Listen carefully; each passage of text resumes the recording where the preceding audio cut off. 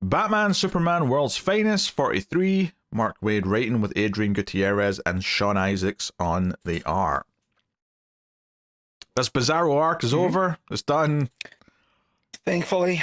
Yeah.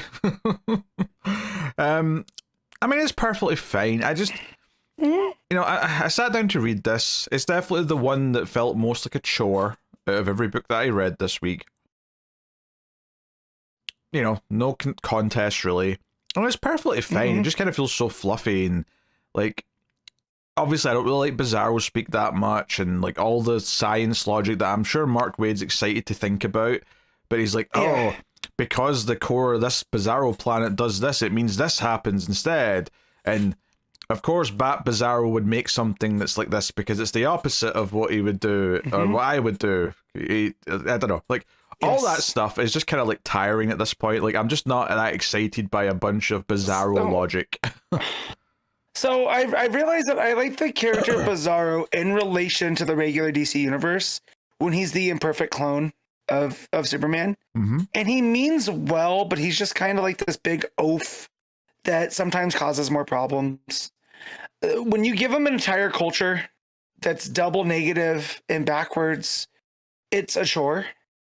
And yeah, so the fact that we're done with this, I'm happy.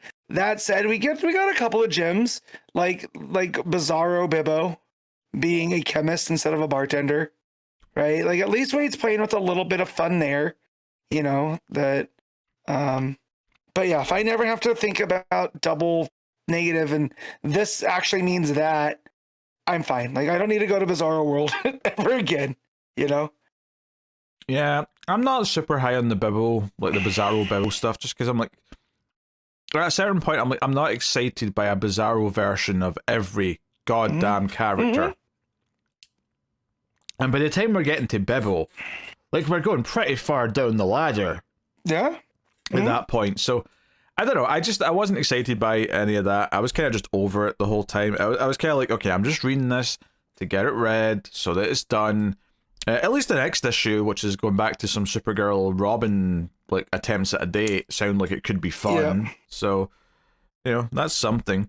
It ends up being Robin who has the idea to expand the planet to help with the core like getting stronger, expanding. Because he's chewing bubble gum and that gives him the idea to do that, which, you know, fine, I guess.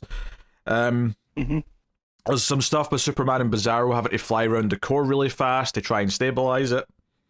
I'm not even going to try to worry about the science of that.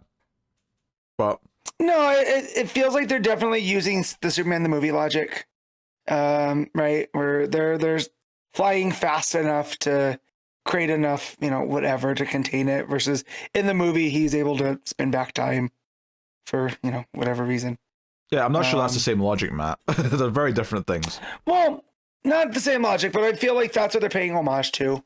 Sure, here, the visual of flying around the sphere fast. Yes, I get that part. But, but yeah, but just, and then they introduced it's Bizarro Crypto, and he's the one that adds a little bit enough of theirs. Like you said, you called it fluffy, and I love Crypto. Don't get me wrong, I love when Crypto shows up.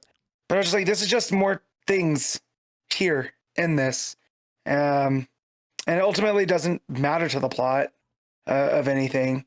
So I feel like they're just staying busy to get through the rest of the arc. But yeah, at least these arcs are like, what, three issues across? You know, so we're not having to spend too much time around in them. And if it keeps Waid out of the weeds, and he gets to dump all of his stuff here so he can make everything else sing, then, you know, I guess that's a sacrifice that I'll keep reading. You know, I'll keep taking this to get the rest of the stuff. I mean, yeah, I guess. I'm just kind of underwhelmed by everything, really, when it comes to this book at this point. They try and do a little thing at the end where, like, Bat-Zaro and Bizarro are like questioning, should we take this cure? Because the rest of the world's all turned back to normal Bizarro style, and they're still smart and like, do we take this cure? Is there any downsides to it? and so they go for this sweet moment where they're friends, and it's whatever. There's also a kind of a poignant moment earlier on where I think Robin's asking Bat Zaro, like, you know, you're super smart and you're the smartest person on the planet right now. Why would you want to give that up? Like, why would you want to go back to being dumb? And Bat Zaro just says, I was happy. And Robin's like, damn. Like, because it's almost like, yeah, it's kind of because like this idea that Batman's not happy ever because he's Batman. It's like, it almost feels like that's kind of proving the point. It's a bit more nuanced than that, obviously, in reality, but of course. It's a fun little sort of moment in terms of concept.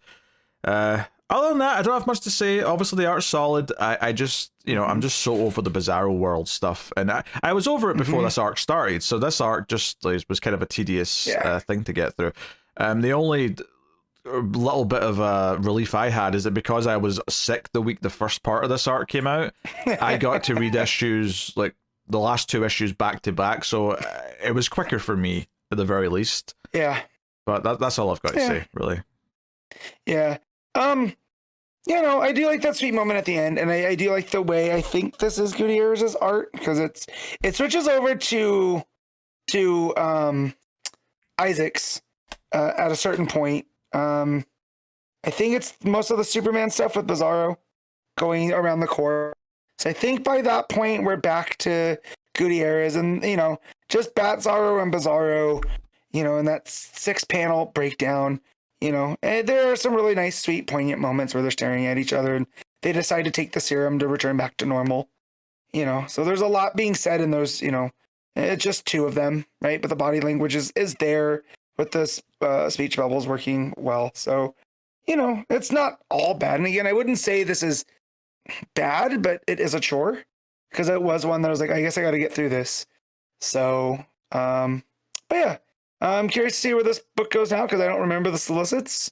So after the date stuff, I'm wondering where, you know, what's next for Wade with Superman and Batman, and what other Silver Age things he can play with at this point. Yeah, I mean, the book's obviously still there in December, so I mean, it's probably going to get up to issue 50. I wonder if that's where they cap it and cut it off. Which is oh, that's right. That's the Joker. That's the Joker and Luthor stuff, huh? Yeah. Yeah. Oh boy. Okay. We'll see how that goes. Yeah. Yeah, okay. But we may as well make it quick. Matt, what are you giving World's Finest? I'm gonna give this a 6.